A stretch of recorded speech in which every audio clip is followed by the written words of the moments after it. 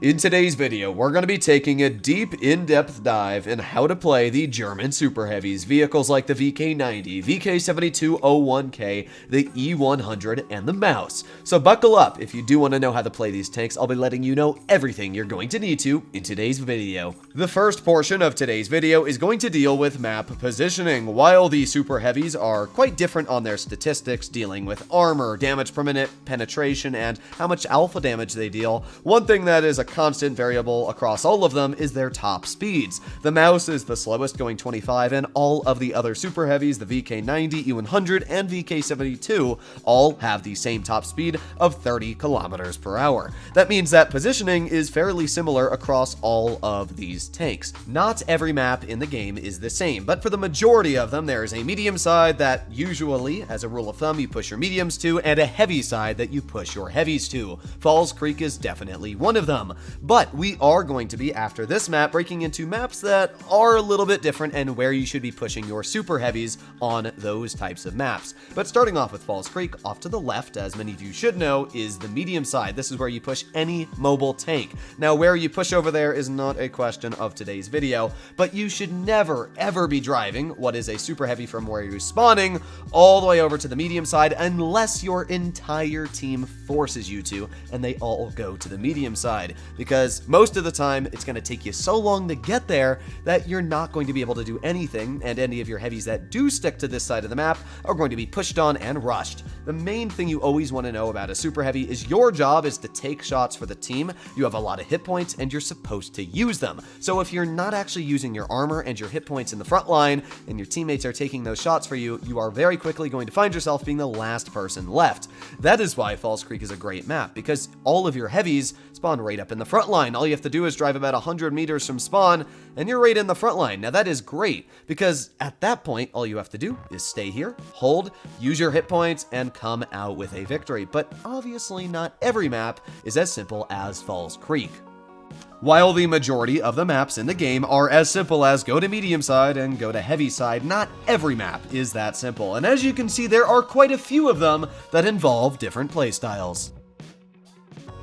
Faust is a weird map, and it definitely is not played the way Wargaming intended it to be. Wargaming wanted heavy tanks to drive on these ramps, and they wanted the mediums to fight on this side of the map. However, it turns out that really you just want to push your heavies all towards the silo part of the map. A lot of heavy players make the mistake of following the way they have been positioned in the beginning of the battle, and they'll drive over toward the ramps. And then your mediums get pushed by a bunch of mobile heavies, and that is the end of your game because you're stuck over here sniping or being absolutely useless to the team.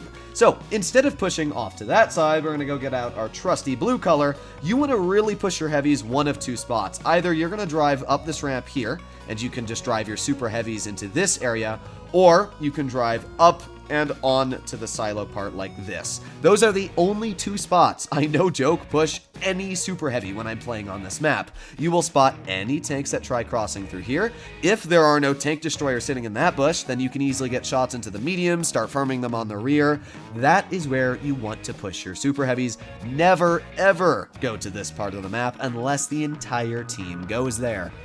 Normandy is another very weird map on where you should be pushing your heavy tanks. You're going to spawn somewhere down on the bottom, and a lot of times what heavy tanks do is they will push up towards the base cap, they'll capture the base, and then they'll continue pushing on through onto whatever is sitting over here. There's a couple issues with these positions. Unless the enemy team puts the same amount of tanks at this spot as you do, most of the time what's going to end up happening is you're going to take so much of your game going around this corner, coming up behind them in your Super Heavy, that a lot of the tanks that are sitting on the hill here, going around, are going to completely kill the rest of your team that has gone towards the hill. So what I will do, and what a lot of really good players do in most of their Super Heavies, again, let's get our trusty blue, is they'll push them right over towards the hill. The hill is an extremely important part on the map, and the reason behind that is because from this position here, you can not only cover anybody that tries coming up behind you, but you can also cover through here, you can cover all of this hill, you can even drive down here and then cover all of this, or drive even further down and cover all of this. It is great because you can cover a massive portion of the map from sitting at a very, very small point. Not only that, but when you're spawning in here in your heavy tanks, it only takes a couple seconds to actually get into frontline, where if you're spawning in and then you're driving all the way around, it takes a much longer time. Normandy Hill is the most important spot you want to go to. Do not go around, always go to the center, again, unless your team is all pushing up top. New Bay is one of the easiest maps to understand how to play in the game, yet so many players get it wrong. That is why I've named it Noob Bay. Where should you push is up the bridge. You always want to go up the bridge on this map, but yet every time I spawn in here, you'll probably even see it in some of my videos, I'll have to yell at my team in chat, push up the bridge, and every time they'll just continue driving down and down this long road until they make it to the park. And then most of the time, your medium tanks that still do push over here will then get completely rushed by the entire enemy team that has pushed all of their tanks up the bridge. It happens all too many times, and that is why you lose a lot of battles. What you want to do on New Bay is strictly go up the bridge. Not only is it quicker from where you spawn here to drive simply up this ramp or up this ramp, but as well, it's as simple as that. Then you just hold here, you deal with the enemy tanks, and let's pretend the enemy team goes all town. It's pretty simple. You first of all get cross shots on them when they're crossing to get over towards the haul down areas of the park. You can shoot them easily from here when they're crossing, so that's already free damage you're getting out. But while they're doing that, all your mediums need to do is push around, get into this base cap here, and there you go. Now you've got one of the base caps underneath the bridge, you've got one of the base caps from where they've left, and all you gotta do is either wait it out or sit and farm them. It is very easy to win on New Bay. All you have to do is push up the bridge. Again, unless your team all goes to the park side of the map, never ever go there. Mayan Ruins is a pretty easy map to understand, and really I don't see too many players making this mistake, but I still want to talk about it just in case you do. You're gonna spawn in down here, and sometimes players think that pushing up top where heavy tanks can fight is the right area. Unfortunately, that is not the case. In fact, what I would say is that this entire half of the map is useless. Do not push there. That is a waste of your time, and you're not going to be helping your team. Where you do want to push your heavy tanks is off to the other side of the map, which would be over here. I usually push my heavies. I'll go straight down this road, and I'll either push here and sit hull down, maybe push up a little bit and sit hull down here, or I'll push up top this ramp, and then I can sit here. Those are the only two spots I'll push really any type of heavy tank. There's a couple reasons why you want to go there. First of all, you're supporting your mediums. If any mediums try pushing up here and you're sitting in this spot, you can get some easy crossfires in there. But as well, if there's enemy heavy tanks that try coming through here or try crossing around, it's pretty simple. If the enemy mediums are here, all you do is push. You can push right over the ramps, clear the mediums, and then you have cleared all their mediums, and their heavies are still trying to come up behind you, where then all you got to do is turn around right here and then just sit hull down while they're trying to push up on you, where basically you went through spawn. It's very easy map to understand, and yeah, really all you do is you push into this circle right there, sit hull down. It's as easy as that. Rockfield is a notorious map for players not understanding where to go. It's just like Mayan Ruins, where you really just want to push to one portion of the map. But a lot of times what you'll see is when your heavy tanks spawn in here, they will drive all the way up and try and flank over here. If you are in a German super heavy and you push your tank up top, the amount of time it takes you to get from that side of the map all the way across and help out your team, which would be struggling over here, is detrimental enough that you will take that L and cause your team to lose that game. Never ever do you want to push up top on the heavy side on Rockfield, even though weirdly enough Wargaming made a video saying to push there. What you always want to do, on the contrary, on Rockfield is push to the opposite side of the map, which is over here. You're going to spawn in again in your heavy tank here, and all you're going to do is push up, and that's it. You're just going to sit like on this area here and here. If you're in a heavy tank, especially a super heavy, you don't really want to cross in this area because you're going to be buttered by the tank destroyers or mediums that sit hull down. So yeah, really this spot here is the only spot you're going to want to push on Rockfield. Occasionally it might be a good idea to cross your heavy tank over here, but I normally don't do it just because you have the possibility of bleeding a lot of health crossing in that area. So yeah, Rockfield is a pretty easy map to understand, but so many players go up top here. Port Bay is a map that gets a lot of really really good players very, very frustrated. Let's say you spawn in your heavy tank here and you tell the team that we're all gonna go town. You are definitely causing your team to lose that battle. 9 times out of 10, if any of your teammates go to the town, you are going to lose. Why is that? Well, just as we went over with Mayan Ruins, the most important part of the maps are where you can support your mediums. Your mediums are most of the time pushing over here. And let's say you're in your heavy here, how are you going to support your mediums? If your mediums get rushed by a bunch of heavies, that's it. Your mobility is gone, and now you're going to be outspotted by light tanks, medium tanks, you're going to be farmed, and that's going to be the end of your battle. Whenever you are on Port Bay, if you go town, you're causing your team a loss. The main spots you want to push your super heavies are down this road if you spawn on this side, right to this position here. If you're in, let's say, a VK72 or a VK90, you can be a little bit more aggressive, push up here instead haul down, but as we know, the E100 does not have great haul down capabilities, neither does the mouse, so I'll usually sit them a little bit further back like here, and then get shots into the mediums or the heavy tanks when they try and poke and expose their armor. And when it comes to the other side of the map, it's the exact same thing. You either stay back here or you push up. It is that simple. You can support your mediums, you can help out everybody. It's that easy to win on Port Bay. Just like Port Bay, on Middleburg, if your team goes the wrong way, you can almost say with certainty that you're going to lose the match. You're going to spawn in your heavy tank somewhere down here in a big old clump. And a lot of times, super heavies say, I don't want to climb up this hill, it's going to take me too long. So instead, they go into town, they capture the base, and then they push on through. The issue when you go to town, and a lot of times people try to say, well, why can't I just cap the bases and sit there? The issue is, your mediums are most likely going to go up top, which I don't blame them, that's medium side. If the enemy team decides to send all of their tanks up top, they're going to completely rush your mediums, finish them off, and boom, now you are down medium tanks. Not only that, but now the enemy team has light tanks and medium tanks still on their side, which are most likely going to quickly flank behind you. They're going to distract you, and then the heavies are going to push straight down the hill onto you. This happens all too often, and it's normally 1 or only 2 heavies go down, and then the entirety of the rest of the team goes up. So you're just missing 2 players. It's basically a 5 versus 7. You always want to push up on Middleburg, and that's as simple as it gets.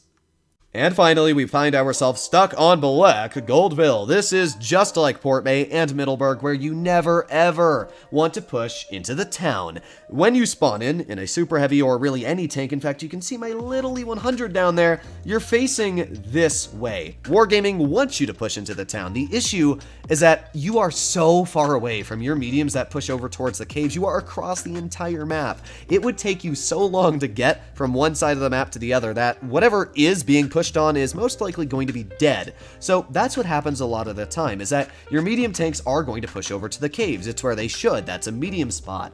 And if you go to town, you are so far away, you're really not doing anything. And a lot of the times, mediums and the entire team will push up towards the caves area. They're going to push, in this area here. So the entire enemy team is up here, and you're down here. That's not going to help anybody. Do not push to town in Black Goldville, do not push to town in Middleburg, and do not push to town in Port Bay. Now that we have finished with the maps, let's start talking about how to play each of the super heavies, starting off with the E100. Now, the E100 is a very boxy tank, definitely the boxiest of the bunch. Its turret is a big old square, and that's the exact same for the hull. Now, that's great for side-scraping, but the turret armor can be a nuisance, and same for the massive lower plate. So we're going to showcase some of the weak spots and how to hide them when using the E100. The tank in question that is going to be looking at all the super heavies armor profile is the Concept 1B. Its standard pen is about average for tier 10 heavy tanks, and the premium pen is actually on the lower side, so it'll really showcase where, these weak spots are going to be quite abundant for any tier 10 heavy to be aiming at. First of all, we got the lower plate on the E100. This is when you're using the vehicle on flat ground and not really bothering to hide it. Yeah, that is going to be an extremely easy spot to penetrate, and that makes sense. You want to hide that lower plate at all costs because, let's be honest, you're going to be penetrated even when you try angling it. As you can see, that lower plate is not going to budge. It will be a very, very easy penetration. Now let's say you're smart enough to hide your lower plate using a little hill or berm. As you can see in front, I'm hiding it with some rubble. Well, here comes the next issue. Premium ammo exists, and, well, yeah, it butters right through the E100 turret. In fact, that is one of the biggest weaknesses of the E100 turret. You can see when even angling the turret, yeah, it is still a very, very easy penetration that the Concept 1B can cut straight into. So, if you can't hide the lower plate because the turret's still a weak spot, what do you do with the E100? That leaves us with one final option, and that is Sidescraping. You can see that the E100, being a big, large box, is completely flat on the sides, especially the turret, so it's absolutely fantastic when you just side-scrape with the vehicle. Now, obviously, I'm doing a bad job here because I'm showing the frontal turret armor, but as long as you hide that frontal turret and you angle it correctly, you can get the shot out and then go back to side-scraping, and you will be fine in the E100. What you don't want to do in the E100 is try using it on any ridgeline, any spot that it relies on its turret armor. You always want to put it next to some sort of building where you can do this exactly here, hide your frontal weak spot, and come out with a pretty solid win. Now we find ourselves driving the VK7201K. Now, just like the E100, the VK72 has massive alpha at 640. What is extremely different is that this tank is rear turreted, and it features a rounded turret. Now, the rounded turret adds a lot of flexibility, because now you can use this vehicle hull down, you can actually use the turret armor, but it's rear turreted, and as you're gonna see, the armor isn't really that good for side scraping. The VK72 frontally has much more armor than the E100. As you can see, that lower plate is completely red with standard ammunition, and the only spot we can penetrate with standard ammo is that little fine bar. But as soon as you load heat, yeah, the lower plate becomes a very easy weak spot for really anybody to penetrate, so you still gotta hide that lower plate. This brings us to the next option. This is a side-scraping rear-turreted vehicle, right? Well, no, as you can see, we just buttered right through the side of the VK, and that's with standard ammunition. The VK90, yeah, that might be a side-scraping beast, but this vehicle, while it may be rear-turreted, doesn't get a lot of bounces at all on its sides. Even when the turret is directly aimed at its opponent, yeah, it still gets buttered right through. So now comes the big difference between the E100 and the VK72. The E100 has a massive weak spot on the lower plate that you can quite easily penetrate. The VK72 actually doesn't. You can see here that if you angle that frontal plate enough, you can't penetrate it at all. And what you can do is you can wiggle the tank and make that little bar actually penetrable for a moment, try to bait a shell from somebody, and that is how you get away with bouncing shells in a VK72, but definitely a bit weirder than the E100. Now we're moving on to the biggest and the baddest of the bunch, the mouse. Now the mouse weighs in at 188 tons, which does give you a lot more frontal protection than the E100 and the VK72, but the mouse still has the same weak spots that both of the other tanks have. We can see the first big weak spot is that lower plate. Just like the E100, it's pretty easy to penetrate with standard ammunition, and even if you try angling the tank, heat shells are going to butter straight through it. And as well, it's got very weak turret cheeks, even weaker than the E100's turret cheeks. You needed premium for that, yeah. Mouse with even standard ammunition right at the edges of the cheeks are extremely easy to penetrate. So now you might be thinking, well, what happens if I hide the lower plate and I angle the turret? Well, that does seem to be the case. If you use standard ammunition against the mouse, when it angles its turret, it is completely red. The issue is, well, yeah, heat shells still butter straight through the mouse's turret, and that's, you know, the case for really every tier 10 heavy. So the mouse is no exception, just like the E100. It might be harder to hit those turret cheeks, but you can still quite easily penetrate them. So that leaves us with one final option, and that is just side scraping the mouse. Just like the E100, all you gotta do is this, hide that cheek, angle it to the side, and try and get some bounces, and that's about all you can really do. And finally, that leaves us with the VK90. Definitely the best of the bunch when it comes to overall armor and even the gun. It's just such a nice tank, but it still has weak spots which you're going to have to angle and keep away from the opponents. On flat ground, as you can see, the lower plate of the VK90 is a massive weak spot, and if you load premium ammunition, you can penetrate the turret as well very, very easily, as you can see right there. So the VK90 is not exempt of having weak spots. With standard ammo, yeah, the hull is incredibly tough, but when it comes to the overall armor, you can still very easily cut straight through it. But now we showcase what the VK90 is best at doing, and that is side scraping. As you can see, the entire side of the tank, even when using heat ammunition, is completely red. Although, there is a bit of an issue. You'll notice the cheeks of the turret, no matter what angle you put them at, are a weak spot. If you try to angle the turret flat, then you can just penetrate straight through the turret, and yeah, that's going to be an easy shot for damage. So usually when I try and angle with this tank, I won't actually expose my turret unless I have to. So you're gonna see I'm just gonna back the tank behind a wall like this, and that way you don't really get shot unless the opponent has your turret shown. So you just poke out for a moment, snap it, and go back in the cover. That is the best way I find to use the VK90 and side scrape with it.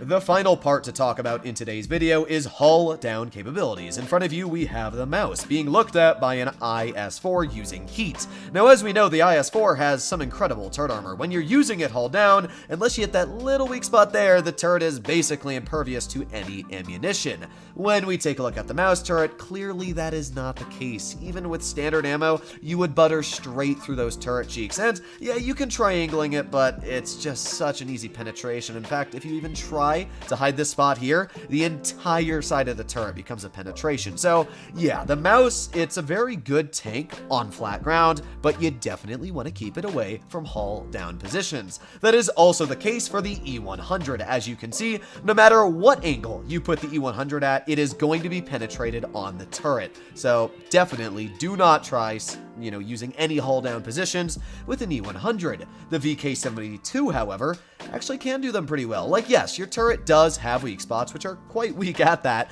but the turret is rounded, meaning that you will get a lot more bounces using the VK72 hull down than you will with, let's say, the mouse or the E100, and this is really one of the onlys that can actually do a great job using a ridgeline on dead rail or mines. Finally, we have the VK90. Now, the VK90 is not bad at side scraping or using hull down capabilities because you can use the 8 or 9 degrees of gun depression over the side and your sides are still completely red.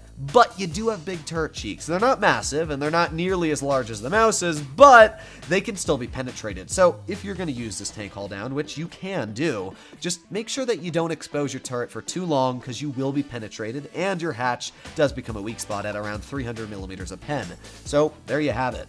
Hopefully, by the end of this video, you have learned how to position and where to position your German super heavies, why you shouldn't use some of them hull down, and where their armor is most effective. Now you should be a master at them out on the battlefield. If you learned something, please tell me in the comments down below if this helped you. This obviously took a lot of time, a lot of effort, and knowledge to make this video. So, if you'd like to see more like this in the future, please consider smashing that subscribe button down below. But other than that, stay happy, stay healthy, and I'll be seeing you in the next one. Stay happy out there.